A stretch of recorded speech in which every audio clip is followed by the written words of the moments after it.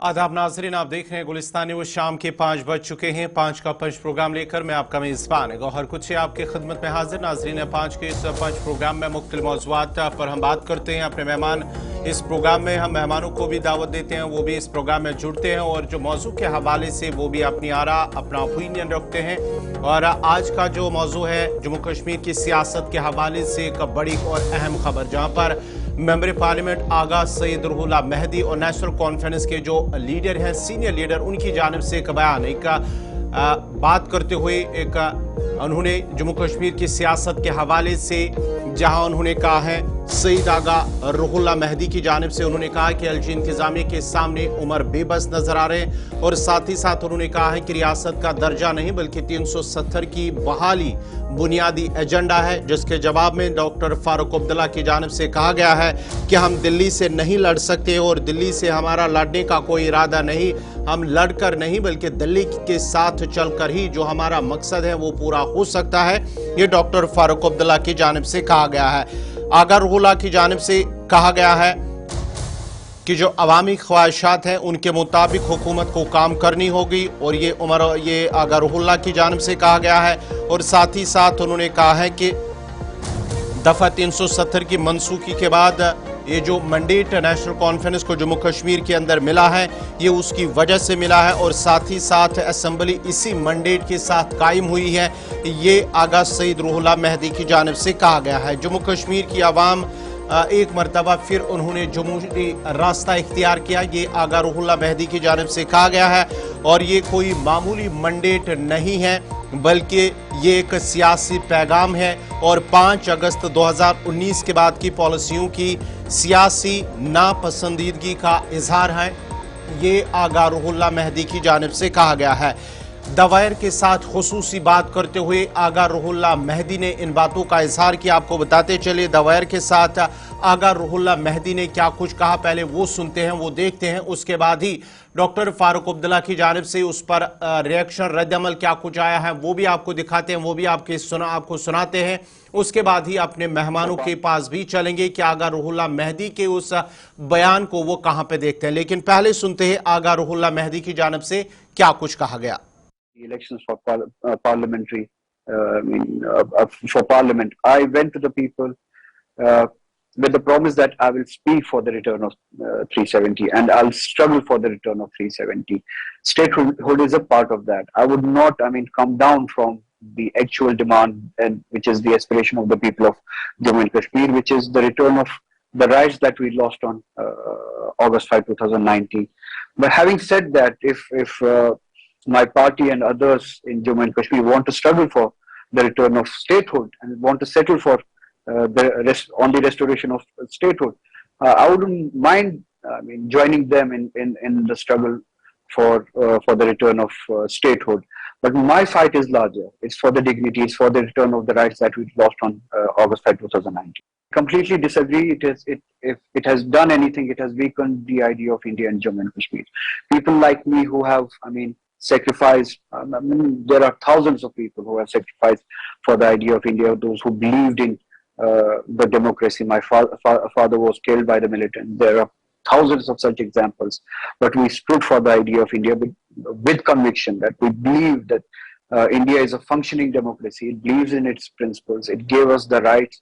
It gave us a status in which we found dignity for ourselves. So we could argue for that idea of India. Today, post 2019, I do not have that argument.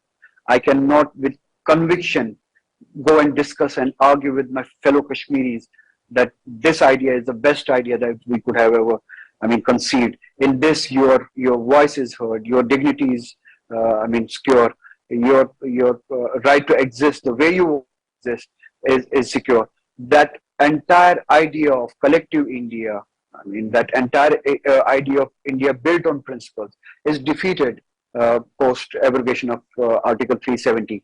And to add to that, the way India is behaving for the last 10 years, in addition to the fact that whatever is happening with the people of Jammu and Kashmir, the way the minorities in India are being dealt with is one more reason why the idea of India has weakened in Jammu and Kashmir.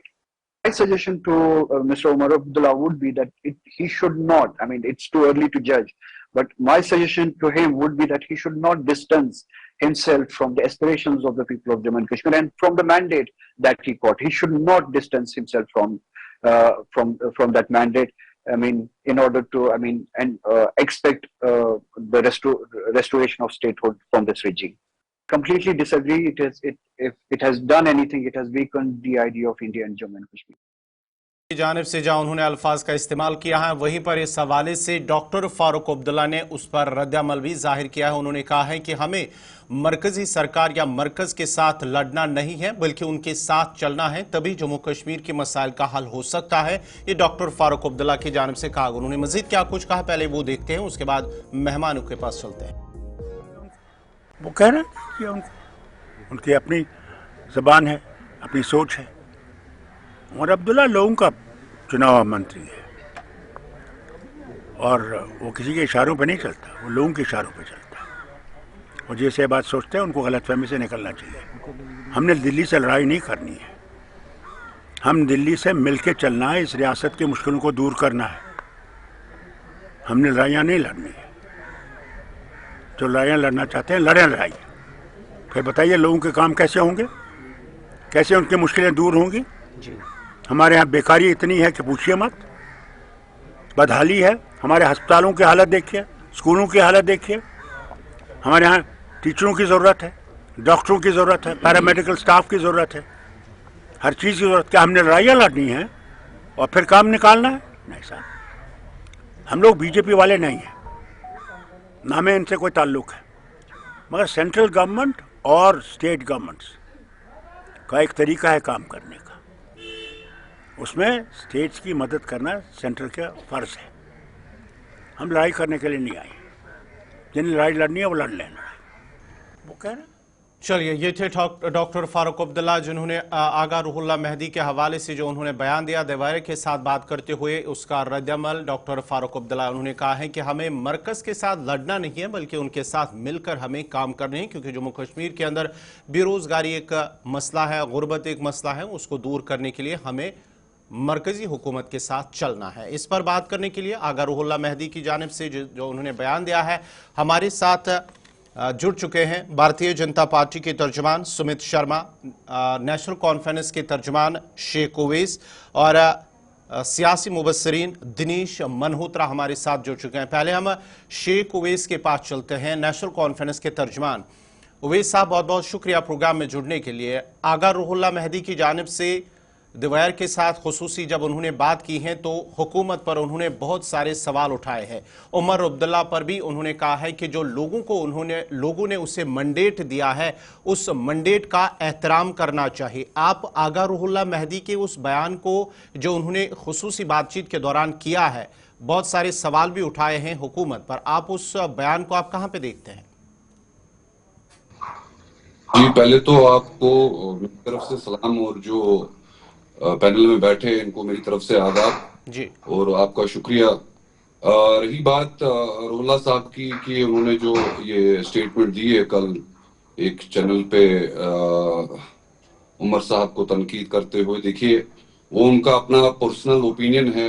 अगर आप मुझे मैं यहाँ पे party को represent कर रहा हूँ, उमर अब्दुल्ला साहब और डॉक्टर अब्दुल्ला साहब को मैं रिप्रेजेंट कर रहा हूँ, पार्टी नेशनल कॉन्फ्रेंस को रिप्रेजेंट कर रहा हूँ। अगर आपको हमारा जो विजन है, जो हमारा जो आइडिया है, कि लोगों ने जो मैंडेट दिया है और उमर साहब को जो सीएम बनाया गया है, वो लोगों की बदौलत बनाया गया है।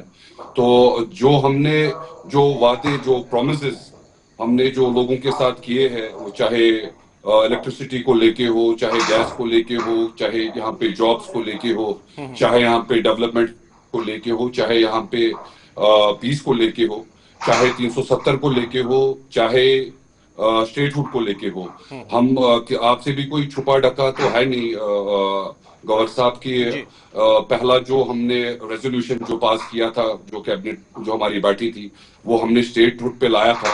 फिर आपके सामने 370 भी आपके सामने जो रेजोल्यूशन हमने पास किया था उस टाइम पे, वो भी आपके पास छुपा ढका तो है नहीं।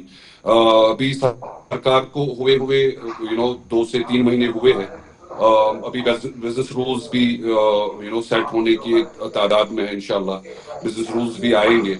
हमें लोगों ने चुना है काम के लिए, जिस चीज के लिए लोगों के पास हम गए, जिस चीज हम उस मैंडेट की इज्जत करते हैं और जो भी वादे हमने किए हैं वो हम इंशाल्लाह पूरे करेंगे। रही बात उर्मिला साहब की, वो उनका अपना एक पर्सनल टेक है, उनका अपना पर्सनल ओपिनियन है, वो तो ज्यादा अच्छा है कि वही आंसर देंगे। मैं तो पार्टी को लेके, पार्टी का स्टैंड जो है उसको लेके आपके सामने बात रख सकता हूँ। चलिए दोबारा आपके पास आएंगे। हमारे साथ भारतीय जनता पार्टी के तर्जुमान सुमित शर्मा भी जुड़ चुके हैं। सुमित जी, बहुत बहुत शुक्रिया जुड़ने के लिए। आगा रूहुल्लाह का बयान तो आपने सुना ही है, जिस तरह से आगा रूहुल्लाह ने अपनी पार्टी के अंदर अपनी जो क़यादत है उनको जिम्मेदार ठहराया। उन्होंने कहा है कि अगर ये लोगों के जो ख्वाहिशात हैं, जो लोगों ने उससे मैंडेट दिया है जम्मू कश्मीर के अंदर, ये अगर उस पर खरा नहीं उतरेंगे, यानी कि उनकी बात नहीं की है। खासकर उन्होंने जिक्र किया है दफ़ा 370 और स्टेटहुड को लेकर। उन्होंने कहा कि स्टेटहुड की तो अगरचे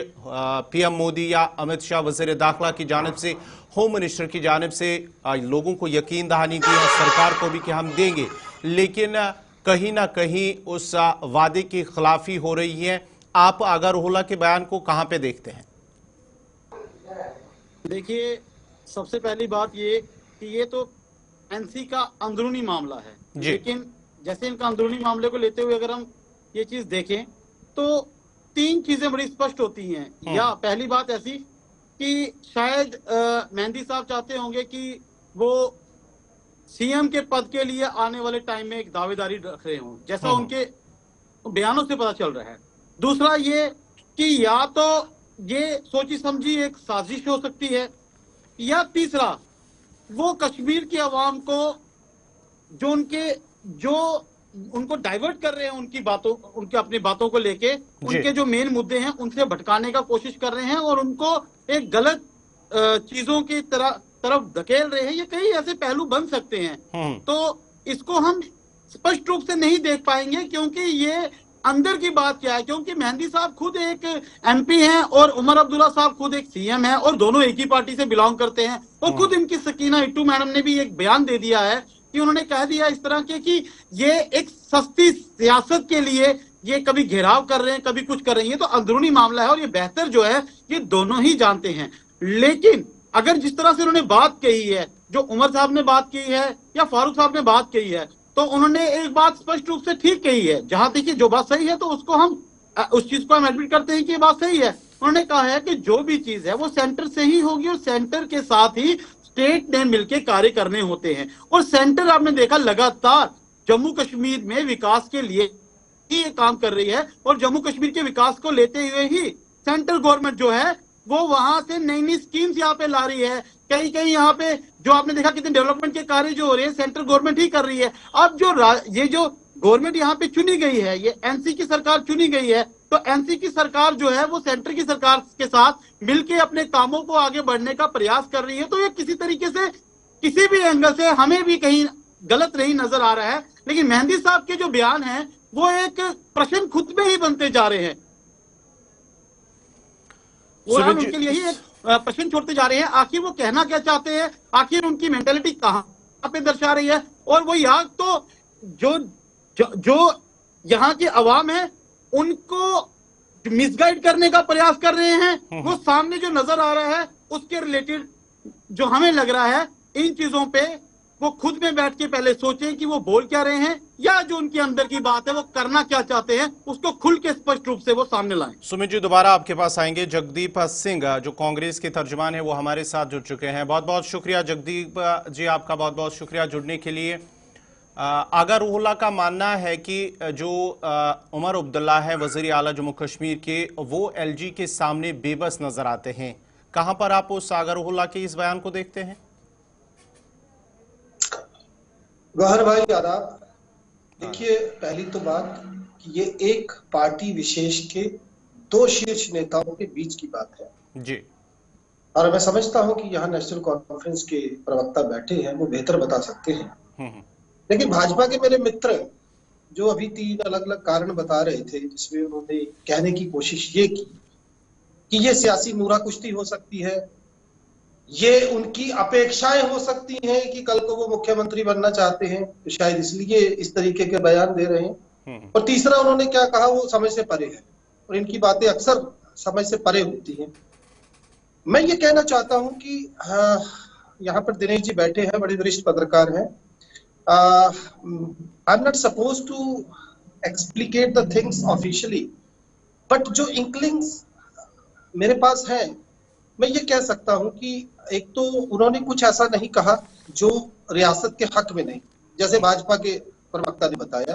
उन्होंने स्टेटहुड की बात की। उन्होंने ये कहा कि ऐसा लगता है कि मुख्यमंत्री जो है वो दिल्ली के रिप्रेजेंटेटिव है, ऐसा कश्मीर की आवाम सोचती है। एग्जैक्टली जो उनके वर्ड्स जी।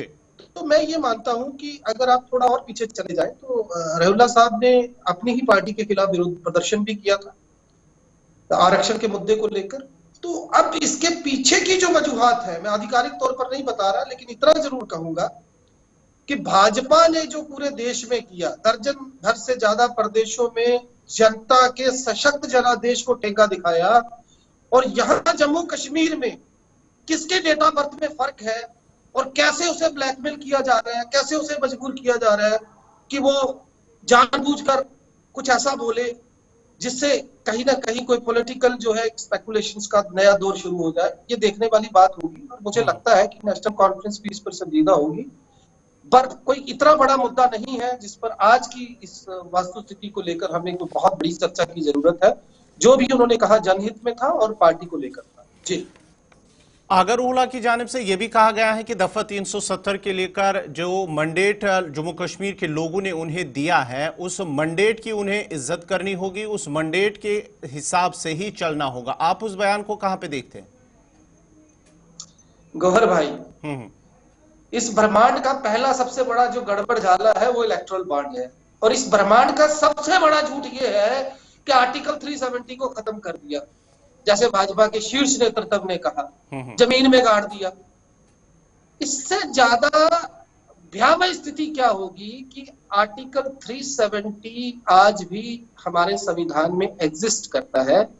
उसमें थोड़ा सा संशोधन किया गया है जिसे कैश करने की पूरे भारत में पुरजोर कोशिश भाजपा ने की।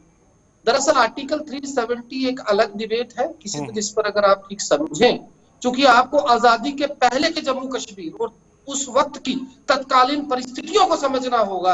आपको समझना होगा कि लॉर्ड माउंटबेटन के दिमाग में क्या चल रहा था। आपको समझना होगा कि कैसे महाराजा हरि सिंह ने एक्सेशन को साइन किया, क्या वो दौर था, क्या वो परिस्थितियां थी। जब हम उन पर बड़ी गहनता से विचार करेंगे, 371C क्या कहता है, 1D में क्या लिखा है, संविधान का भाग 7 क्यों संविधान में नहीं है, क्यों पंडित जी ने उसको हटाया, क्यों 238 नहीं है हमारे संविधान में, और क्या है वो प्रेसिडेंशियल ऑर्डर 1954।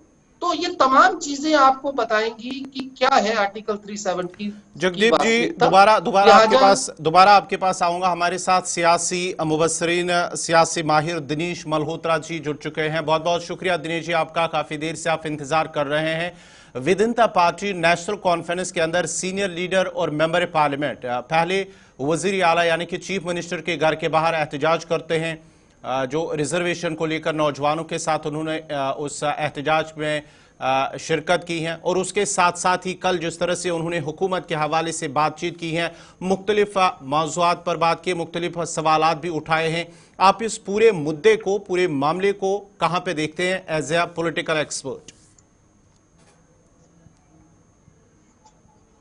जितने को पैनलिस्ट है मेरी तरफ से सभी को नमस्कार, आदाब जी।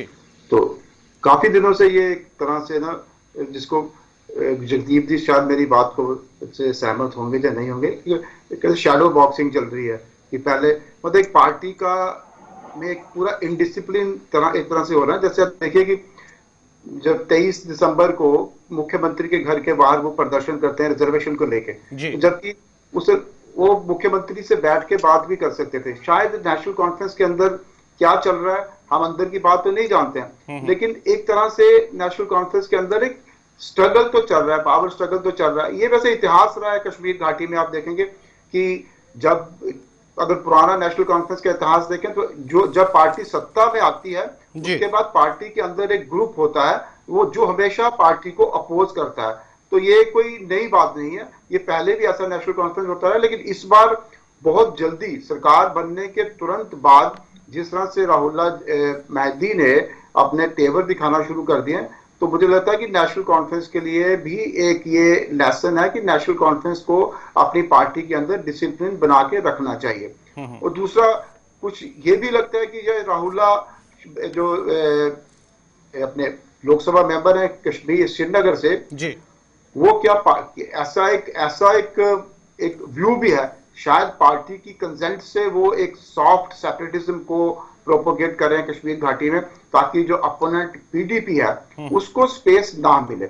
लेकिन इसमें कितनी सच्चाई है ये मैं कह नहीं सकता, एक तरह तरह की रिपोर्ट आ रही है, पर जो बाकी बातें जैसे उन्होंने स्टेटहुड की बात की, 370 की बात की, वो ठीक है, वो नेशनल कॉन्फ्रेंस का एजेंडा उन्होंने ठीक कहा, लेकिन एक बात उन्होंने बड़ी खतरनाक कही है, जो उन्होंने कहा कि जो टूरिस्ट आ रहा है ये टूरिस्ट नहीं है, कल्चरल एग्रेशन है, कल्चरल इन्वेजन है।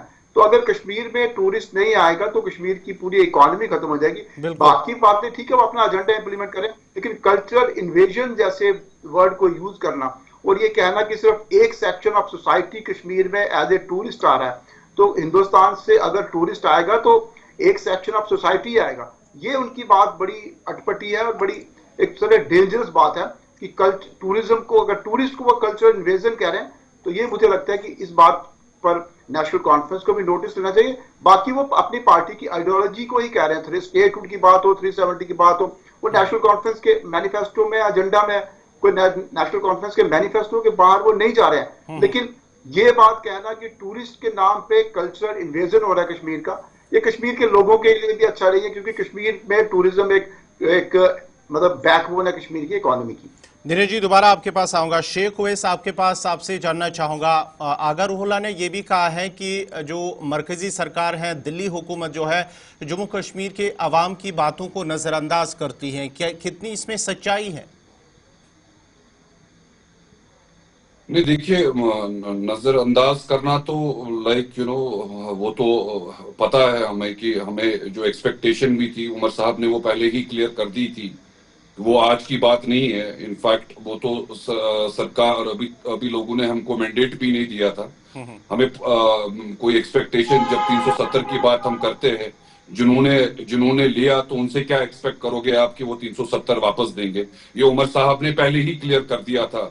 अब रही बात जो लोगों की जो डिमांड है ग्राउंड पे, देखिए हर एक चीज का अपना एक तरीका होता है, एक वे होता है। हम एक पॉलिटिकल पार्टी है, हम जाके सड़क पे लड़ नहीं सकते कि ये वो कोई लॉलीपॉप नहीं है जो कि वापस लेंगे। हर इसका एक तरीका है, एक प्रोसेस है, उसके अकॉर्डिंगली पार्टी ने स्टेप लिया है जिस तरह लेना चाहिए एक डेमोक्रेटिक कंट्री में।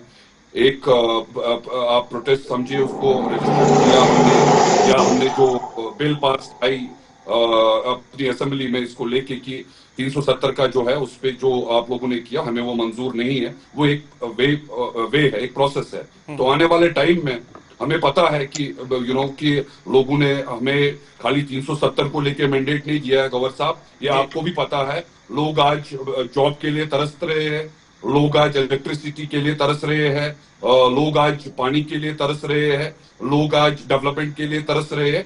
हमको हर एक चीज को एक वे फॉरवर्ड लेना, हर एक चीज को एक फुलफिल करना है। पहले लोगों की जो नीड है, नीड के साथ जो 370 का हमने प्रॉमिस किया है, we will go by the means of law.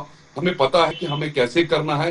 2 महीने में कोई उमर साहब के पास जादू की चिड़िया है नहीं कि जादू की चिड़ी निकाल के कि 2 महीने में जी 370 भी आ गया, इलेक्ट्रिसिटी का जो बहरान यहाँ पे है वो भी ठीक हो गया।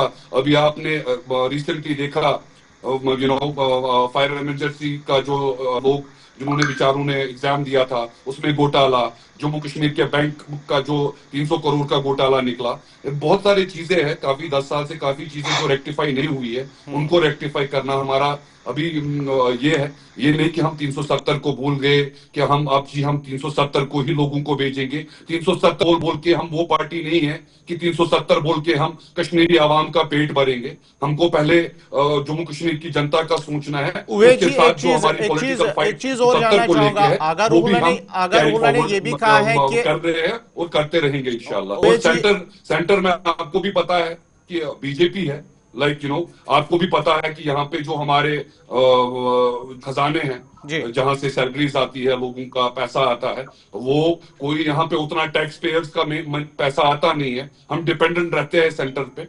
हमें एक सेंटर के साथ एक रिलेशनशिप रखना पड़ेगा। जी, एक और चीज जो आगा रुहुल्लाह ने ये भी कहा है कि एलजी के सामने उमर बेबस नजर आ रहे हैं। अगर ऐसा है, क्या ऐसा है जम्मू कश्मीर के अंदर, क्योंकि पार्टी आपकी है, हुकूमत के अंदर है, एक नेता, सीनियर लीडर, मेंबर पार्लियामेंट इस तरह के जो सवाल उठाता है, तनकीद करता है कि वो जम्मू कश्मीर के अंदर जो एलजी इंतजामिया है, एलजी के सामने वो बेबस नजर आ रहे हैं उमर अब्दुल्ला, इसमें कितनी सच्चाई है, कहां पर इससे देखते हैं आप? गौर साहब, आपकी जो चैनल है, this is one of the channel in the entire JNK। आप लोगों के पास तो कुछ छुपा रहता तो है नहीं। आपके पास सामने सब पड़ा है कि कोई ये जो एलजी वाला सीन लाया है कि एलजी के सामने जी वो बेबस हो रहे हैं और ये हो रहे हैं, ये बातें आप उन्हीं से पूछे। आई डोंट नो कि ये कहां से रही है। आपके सामने सारा है, खुला है अवाम के सामने। देखिए, आपको भी पता है अभी अवाम की जो डिमांड है, अवाम को हम 300, मैंने आपको अभी भी रिपीट कर रहा हूं, 370 बोल के हम उनका पेट नहीं भरना चाहते हैं। 370 बेच के भूखा नहीं रखना चाहते हैं। 370 के पहले हमें देखना है कि जो हमने राशन प्रॉमिस किया है कि राशन हम डबल करके देंगे, हमको वो फुलफिल करना है। हमको इलेक्ट्रिसिटी का जो हमने प्रॉमिस किया है, हमको वो फुलफिल करना है। जो एम्प्लॉयमेंट आ रहा है, आज 30 से 40% अनएम्प्लॉयमेंट की रेट पहुंची है, जाएंगे कहां? उनको मैं आज के जवान को मैं बोलूंगा, बेटा मैं आपको 370 लाऊंगा। वो बोलेगा पहले सर मेरा जब पेट भरेगा तो तभी तो आप 370 पे मैं कुछ बोल सकूंगा। जब उसके पास रोजगार नहीं है, वो 370 का करेगा क्या? 370 एक पॉलिटिकल फाइट है, वो नेशनल कॉन्फ्रेंस उस पे अड़ी है, वो एक प्रोसेस है। बीजेपी को खत्म करने के लिए इसको 70 साल लगे। देखिए, ये कोई छोटी बात नहीं है। आपके पास भी देखिए, मैं आपको अब वो पॉलिटिकल स्टोरी बताऊंगा, लोगों को समझूंगा कि वो बेवकूफ है। उनको भी पता है कि एक पॉलिटिकल फाइट है और एक पॉलिटिकल मीन से ही लड़ी जाएगी। जहां तक डेवलपमेंट की बात है, जहां तक पीस, रोजगार की बात है, इलेक्ट्रिसिटी की बात है, वो हमें कटघरे में खड़े करेंगे कल के डेट पे। हमको भी पता है ग्राउंड सिचुएशन क्या है और ग्राउंड रियलिटी, और लोग हमसे चाहते क्या है। जो भी प्रोमिसेस नेशनल ने किए हैं, इंशाल्लाह आप आने वाले टाइम में देखेंगे कि वो सब फुलफिल होएंगे। अब हम किसी चीज पे सियासत करेंगे, जो कर रहे हैं इस चीज पे सियासत, आप उनका वो पर्सनल ओपिनियन है, आप उनसे जो पार्टी का स्टैंड है, पार्टी का ओपिनियन है, मैं वो आपको जी दोबारा आपके पास आऊंगा। सुमित जी, रुहुल्लाह का मानना है कि जम्मू कश्मीर की आवाम को मरकजी सरकार यानी कि दिल्ली सरकार पर भरोसा बहुत कम है, यानी कि ना के बराबर है।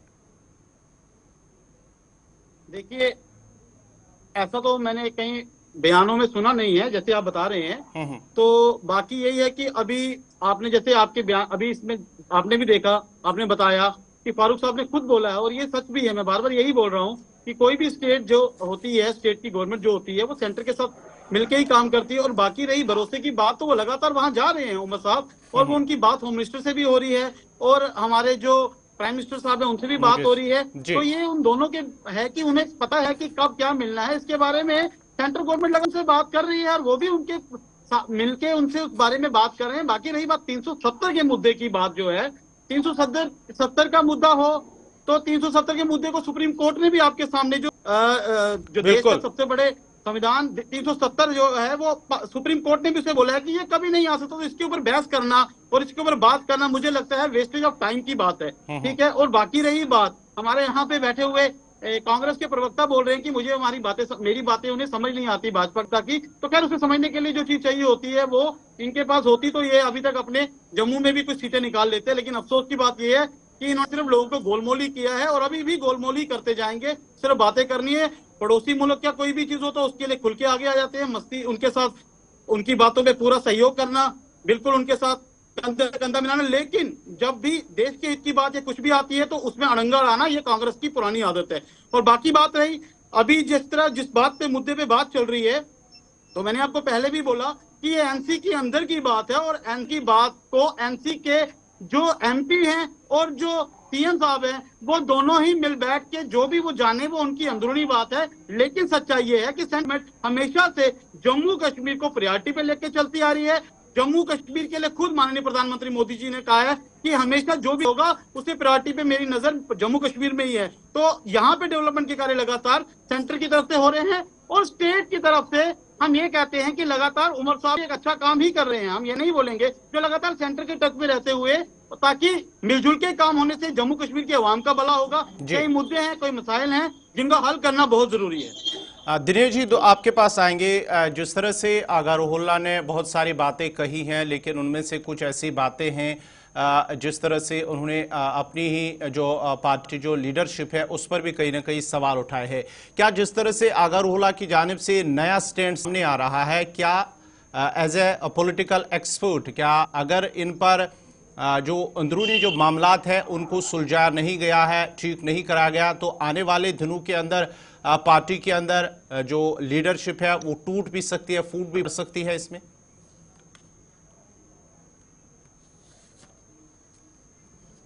कैडर बेस्ड पार्टी है, सारी पॉलिटिकल पार्टी 10 सालों में सब ने टूट देखी है, लेकिन नेशनल कॉन्फ्रेंस में कोई ऐसी टूट नहीं हुई है। एक डिफरेंस ऑफ ओपिनियन है, मुझे लगता है सिर्फ डिफरेंस ऑफ ओपिनियन है। नेशनल कॉन्फ्रेंस टूटेगी नहीं, क्योंकि जब तक डॉक्टर फारूक अब्दुल्ला जैसे सीनियर लीडर बैठे हैं वो नेशनल कॉन्फ्रेंस को संभाल लेंगे। टूटने वाला कोई इशू नहीं है। पार्टी में डिफरेंसेस हो सकते हैं, डिफरेंस ऑफ ओपिनियन है, ये आज की बात नहीं है। अगर आप शुरुआत में देखें, जब शेख अब्दुल्ला के टाइम, उनके टाइम की मतलब मिर्जा अफसर बेग और शेख मोहम्मद अब्दुल्ला दोनों के बीच में डिफरेंसेस होते रहे। अगर बाद में भी डिफरेंसेस पार्टी में होते रहे, डिफरेंस होना कोई बहुत बड़ी बात नहीं है, इससे कोई इतना बड़ा इशू नहीं बनेगा। ये ठीक है कि शायद इससे नेशनल कॉन्फ्रेंस को ये फायदा हो सकता है कि जो एक सॉफ्ट जो आगा रुहुल्लाह प्रीच कर रहे हैं कश्मीर घाटी में, तो पीडीपी को जो स्पेस है वो शायद वो स्पेस खुद नेशनल कॉन्फ्रेंस का ही लीडर ग्रैब करेगा। पीडीपी या दूसरी पॉलिटिकल पार्टीज को वो स्पेस को ग्रैब करने का मौका नहीं मिलेगा। और आने वाले दिनों में पार्टी किस तरह से डील करती है, बड़ी पार्टी है, ये डील कर लेंगे। आई एम होपफुल कि वो डील कर लेंगे, कोई बहुत बड़ा होने वाला नहीं है। तो शायद इसमें हम पार्टी का दिनेश जी एक बहुत बड़ी बात कही आगा रुहुल्लाह की जानिब से। उन्होंने कहा कि अगर जो अवाम का जो मैंडेट है, अवाम के जो ख्वाहिशात है, अगर उसे पूरा नहीं किया गया है तो ये न सिर्फ जम्मू कश्मीर के लिए खतरा है बल्कि मुल्क के लिए भी खतरा है। जम्मू कश्मीर के अवाम के जो ख्वाहिशात है अगर उसे पूरी तरह किया गया जम्मू कश्मीर हुकूमत की जानिब से, तो कुछ इसको ज्यादा हाई प्रोफाइल पे लेके जा रहे हैं। मैं नेशनल कॉन्फ्रेंस के जो प्रवक्ता है उनको इंडोर्स करता हूँ। सिर्फ 370 ही प्रॉमिस नहीं था इलेक्शन में, इलेक्शन में बड़े प्रॉमिस थे। इलेक्शन में 200 यूनिट बिजली की भी प्रॉमिस थी, इलेक्शन में सिलेंडर की भी बात थी, इलेक्शन में रोजगार की भी बात थी। नेशनल कॉन्फ्रेंस अभी 2 महीने हुए नेशनल कॉन्फ्रेंस की सरकार बने हुए, ना मैं नेशनल कॉन्फ्रेंस को सपोर्ट करो ना सरकार को सपोर्ट करो। इतनी जल्दी आप ये कहें कि 370 वो सरकार ला सकती है, और ऐसी बिल्कुल के खिलाफ बीजेपी जैसी गवर्नमेंट जो सेंटर में बैठी है, पावरफुल गवर्नमेंट जिसने 370 को हटाया है, मैं जगदीप जी की बात को एंडोर्स करता हूँ, पूरी तरह से नहीं हटाया, मतलब कॉन्स्टिट्यूशन रिफॉर्म किया, 370 की कुछ सेक्शन को उन्होंने रिमूव किया। तो सरकार थोड़ी 370 इस सरकार को वापस देगी। तो इसलिए मुझे लगता है कि 370 की बात करके उसको बड़ा हाई टेम्पर दे रहे हैं कि 370 के कारण लोगों ने मैंडेट दिया। मैंडेट लोगों ने नेशनल कॉन्फ्रेंस को सोशो इकोनॉमिक इश्यूज पे भी दिया है। नेशनल कॉन्फ्रेंस को मैंडेट जो इकोनॉमिक इश्यूज है उस पर भी मिला है। अगर पूरे मैंडेट की बात करें तो फिर बीजेपी को सबसे ज्यादा जम्मू कश्मीर में, इट मीन्स के बीजेपी 370 के खिलाफ लोगों ने मैंडेट दिया। इसलिए मैंडेट को एक इशू पे मैंडेट नहीं बना, मैंडेट के डिफरेंट एस्पेक्ट होते हैं। चुनाव डिफरेंट एस्पेक्ट पे लड़ा जाता है, डिफरेंट इश्यूज पे लड़ा जाता है। जगदीप जी आपसे जानना चाहेंगे, जिस तरह से स्टेट पर भी जो बार बार सवाल उठाए जा रहे हैं कि स्टेटहुड जो रियासत के दर्जे की बहाली है उस पर तो बात तो की जाती है। सुप्रीम कोर्ट ने भी कहा है कि इसे जल्द से जल्द रियासत का दर्जा यानी कि स्टेटहुड बहाल किया जाना चाहिए, लेकिन अभी तक 1 साल से ज़्यादा वक्त भी हो चुका है, अभी तक बहाल नहीं हुआ है। और ये भी सवाल उठाए गए हैं कि शायद जो मरकजी हुकूमत है उसे जो टालने की कोशिश कर रही है, और ऐसे में जो काम होने हैं जम्मू कश्मीर के अंदर, जो काम हुकूमत को करने हैं वो पूरी तरह से नहीं हो रहे हैं। Gahar bhai, I'll come to your question, but reluctantly and beseechingly, let me tell spokesperson who is trying to defame Congress meaninglessly कि भाई थोड़ा सा ना, एक तो होमवर्क अच्छे से कर लिया करें। पाकिस्तान, मुसलमान, यही दो बातें हैं आपके पास। जॉर्ज सोरोस के नाम पर तो आपके मुंह पर काली पोत ही दी बाइडन ने, तो बराए मेहरबानी मुद्दे पर रहे। दूसरी बात जो आप कह रहे हैं, मैं उस पर आता हूँ। देखिए, स्टेटहुड जो है हमारा, पहले तो प्रधानमंत्री माफी मांगे कि उन्होंने एक प्रदेश को यूटी बनाया, और उसके बाद हाथ जोड़कर हमारा जो हक है हमें वापस दे। और नेशनल कॉन्फ्रेंस के प्रवक्ता जो यहाँ बैठे हैं, मैं उनको भी बड़े सम्मान के साथ कहना चाहता हूँ, भाई साहब, ये ठीक है कि आर्टिकल 370 के नाम पर लोगों को भरमाया नहीं जाना चाहिए, लेकिन ये भी सच है कि हमारी जमीनों और हमारी नौकरियों पर डाका पड़ा है, हम उससे पीछे नहीं हट सकते। और रही बात बाकी के प्रोमिसेस की, तो मुझे एक बात बताइए, मैं जनाब गौहर भाई आप ही से पूछता हूँ, आप फाइनेंशियली जितने भी फैसले होंगे, वित्तीय तमाम मामले आप अपने पास रखते हैं, यहाँ की पुलिसिंग जो लॉ अबाइडिंग एजेंसी है उसको आप अपनी जेब में रखते हैं। आप जम्मू कश्मीर पुनर्गठन अधिनियम की धारा 55 के तहत उस एलजी के हाथ में सब थमा देते हैं जो अपना इलेक्शन 1.5 लाख वोटों से हार कर आया है, और लोकसभा चुनाव में वहां 3 महीने तक चुनाव प्रचार में बिजी रहा, जम्मू कश्मीर को छोड़। भ्रष्टाचार के जो आरोप लगे वो अलग से, जिसमें 1300 करोड़ का जल शक्ति विभाग का घोटाला जो है वो भी शामिल है। तो ये सच है कि जनता की चुनी हुई सरकार एक सशक्त जनादेश के बाद भी आज खुद को असहाय महसूस कर रही है।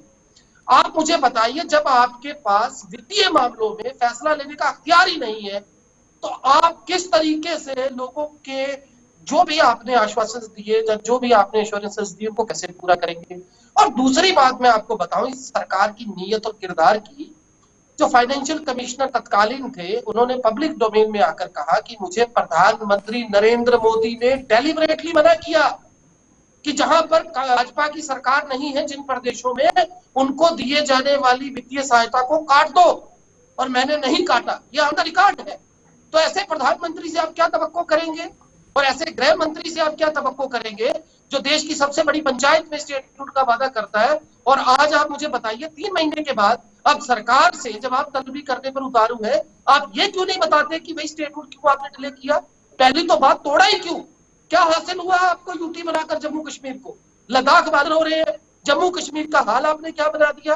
प्रॉपर्टी टैक्स से लेकर टोल टैक्स तक, और जो आपने हालत की करप्शन की, पेपर लीक से लेकर तमाम वो मामले जिन पर लोग सड़कों पर थे, चाहे वो स्मार्ट मीटर्स की बात हो, रोजगार की बात हो, गरीबी और कुपोषण की बात हो, उस पर तो आप कुछ कहेंगे नहीं। आपको एक बस बहाना चाहिए किसी तरीके से, जो यहाँ सरकारी है, क्योंकि आपको मौका नहीं ना मिला।